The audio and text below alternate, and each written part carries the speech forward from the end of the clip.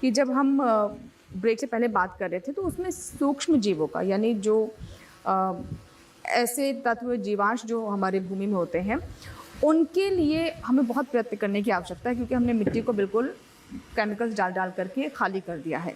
प्राकृतिक खेती में इसे कैसे रिचार्ज किया जाता है?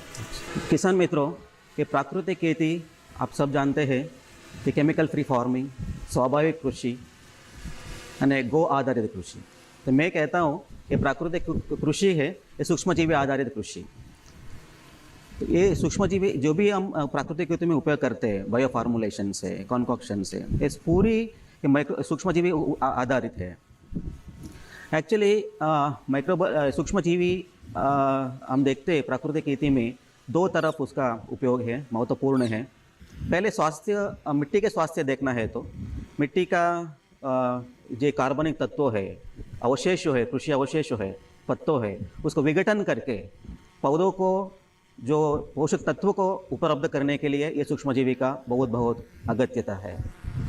और दूसरा, मिट्टी के जो संरचना है उसका फिजिकल स्ट्रक्चर कहते हैं उसको, वो उसका बनाने में, उसका गुणवत्ता सुधारने के लिए भी ये सूक्ष्मजीवी का रोल है। और जैविक संतुलन जीवन में, जमीन में, मिट्टी में जैविक संतुलन को एक लेवल करने के लिए ये सूक्ष्मजीवी का भी वो रोल है।